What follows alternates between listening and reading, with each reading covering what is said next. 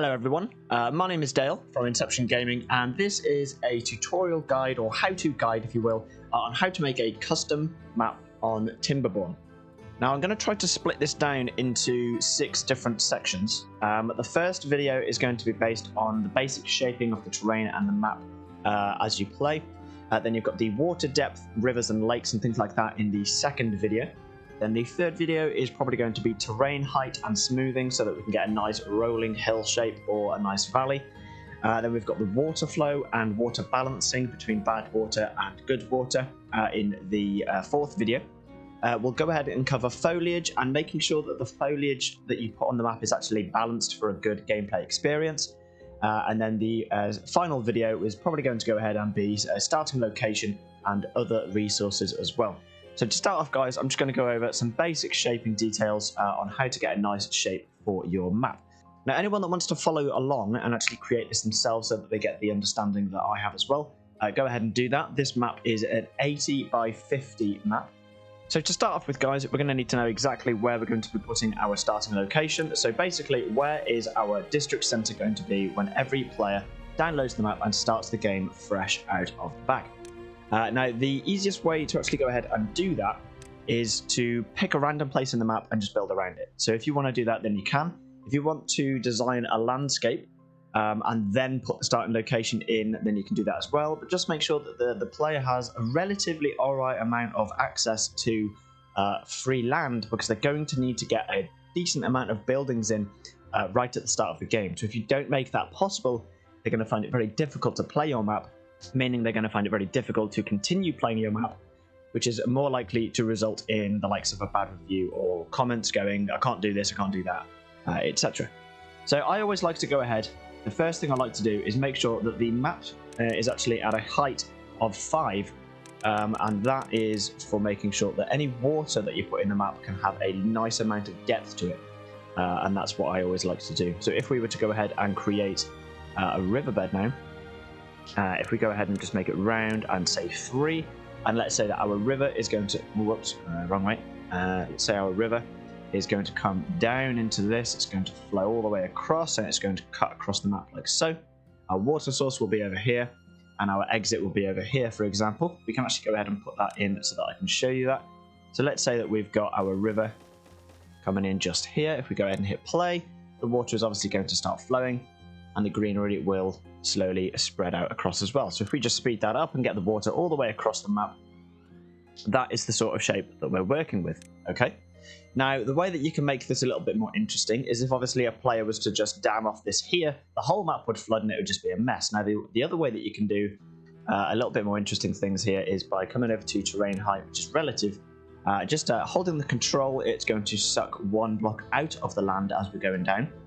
And go ahead and, ooh, don't do that. Go ahead and just drop the entire riverbed by 1 block after a certain amount of space. Let's just go ahead and take that back. And then if we just come down here, and you can go ahead and do something like that. Now what they can actually do is if they put a dam down here, they'll actually dam all the way up to this block up here. And at least then they'll have an amount of water storage going on. And it just creates a little bit of something for them to actually have almost as a reservoir. So it's always something to keep in mind when you're doing some shaping bits on your map. Now, if we were to go ahead and just completely reset all of this, what we're now going to do is take that little fact into consideration when we're thinking of our starting location. So let's go ahead and just create a small mound. Let's go round, brush size 5, brush height 6, and that'll take us 1 above. If we do 5, the map is already at 5, so it won't actually do anything when we paint on this. But if we just take it to a 6, and let's go ahead, we'll start up in the top left corner up here, and we'll just create a nice circle for now. And that's going to be our starting location. Then we're going to create a river. Let's go brush size 3 for this. Brush height of 4, so that we're cutting in 1 block down. And let's have the water source coming down here. And then that's going to flow down, right? But instead of having the water sources up in the top left, we're actually going to have the water sources probably down in the bottom right, and then the river is going to flow towards them, and that way we can incorporate bad water into that later on. So taking that probably to 4, actually, we're going to go down, and we're just going to start in this section here, and we're going to wrap it up this way we'll take it up and we'll probably just go down this way instead. Okay, and we'll take it out that way, like so. And the water sources for this, we're going to go ahead and we're just going to pop them over here. A typical Timberborn map resource start. Okay, so most rivers in Timberborn on the actual developer maps go ahead and have these little rows of water sources here, and we're just going to leave them at a strength of 1 for now. We'll balance that later on down the line, so that we know that we've got a rough starting area, a rough river platform here, and we're obviously going to need somewhere for the player to create a large reservoir as well. So what we're going to go ahead and do, terrain height, we'll leave it at 4 for now as well. And if we were to have a reservoir running down and it was to come down here and it was to fill this area here, we can go ahead and do that. If we actually select 3 for this, we can block it off later. And we will go roughly around this area here, and then that will come in roughly around there. Okay. Now the shape of this is very, very rough.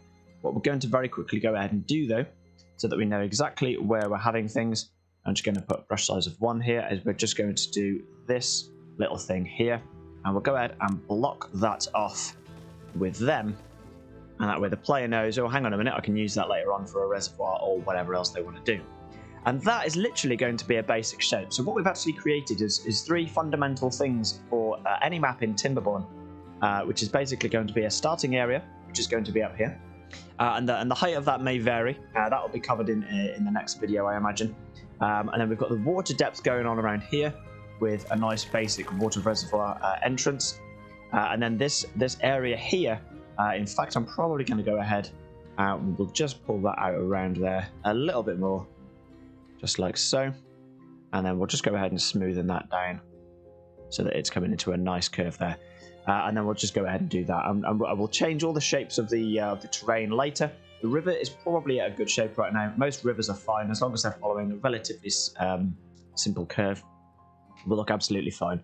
But yeah, go ahead and come back on the next video, guys, and we'll go ahead and cover off what we can actually do to make this water a little bit more interesting, what we can do to make this reservoir a lot more interesting as opposed to just a boxed area like this, and the player can go ahead and edit that as they play in the game with dynamite and things like that. They can do whatever they want there. But yeah, come back in the second video, guys, and we'll cover off the water detail as well.